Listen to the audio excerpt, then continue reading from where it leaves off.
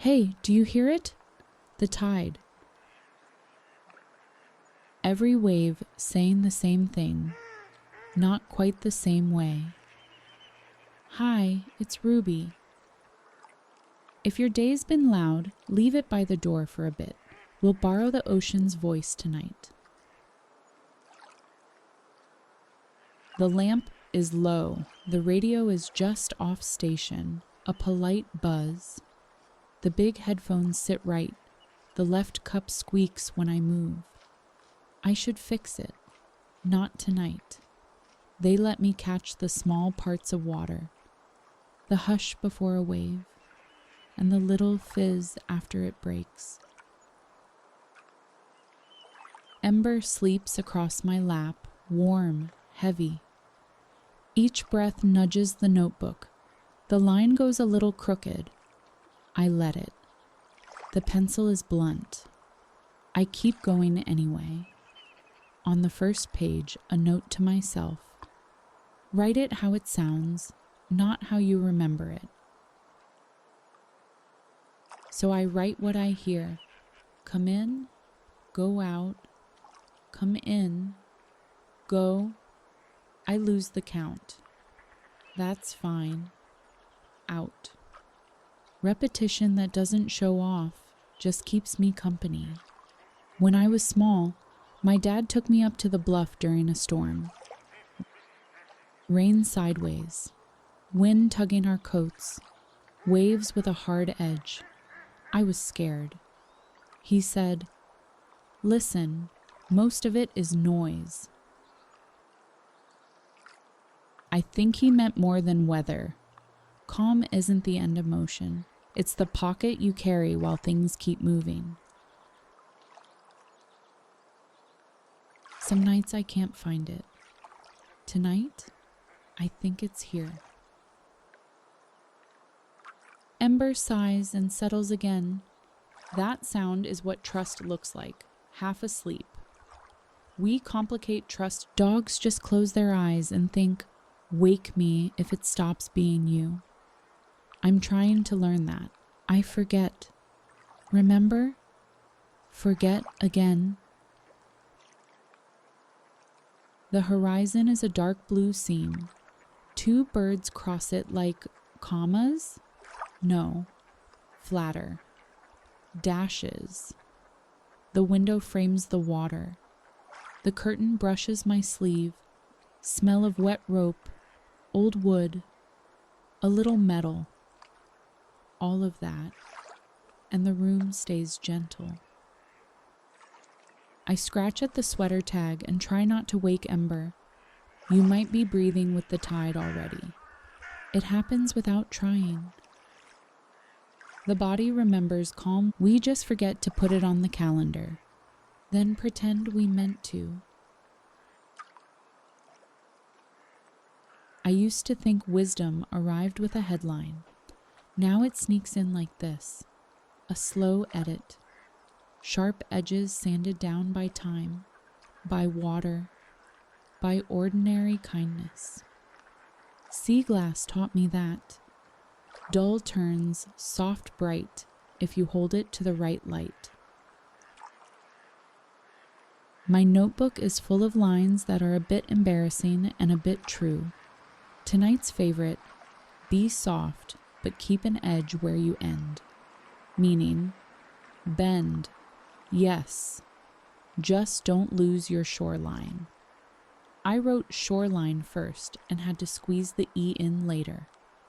It shows. Ember's paw taps my wrist and leaves a pencil dot.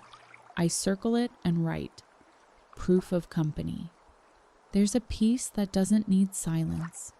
It just needs everything to agree to be gentle at once. The lamp, the air, the dog, the tide. Also the chair that wobbles. Not now. I lift one ear cup. Without the headphones, the room flattens a little, less texture. I like both versions.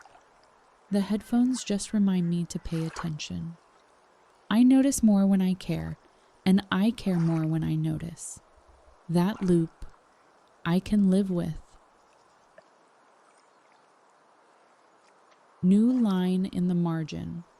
Let the next wave answer what you don't know yet. It sounds mystical. It isn't. It means, wait a second before you speak. The ocean doesn't rush to answer. Maybe I don't need to either. I try, fail, try again, like a wave. If your day took more than it gave, try this with me. Name undramatic things that are still good. I'll go first. 1. The wave that fails and tries again without any shame. 2.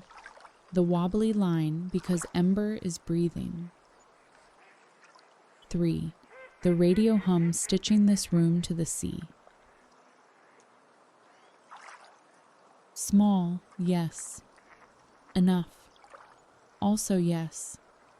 Some memories show up carrying weather. Mine is that storm. Wind like a hand on the chest, the ocean saying its name. But the lesson lives here in the quiet sequel. A window, a dog, a notebook, a tide not performing, just keeping a promise. Neither of us has to be interesting tonight. We only have to be here. Outside, the blue slides toward almost black. The glass holds a faint version of my face, headphones and all.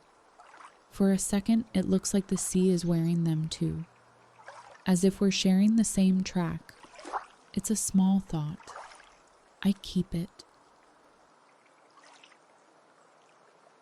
A small list, reasons to stay soft, because hard things snap, because soft things bend and return, because gentleness spreads. That's enough for one page. Now the smudge is on my thumb. The radio clicks. Tiny relay. Maybe weather far away is turning toward us. If it rains later, we'll let it join the choir. For now, the ocean is enough.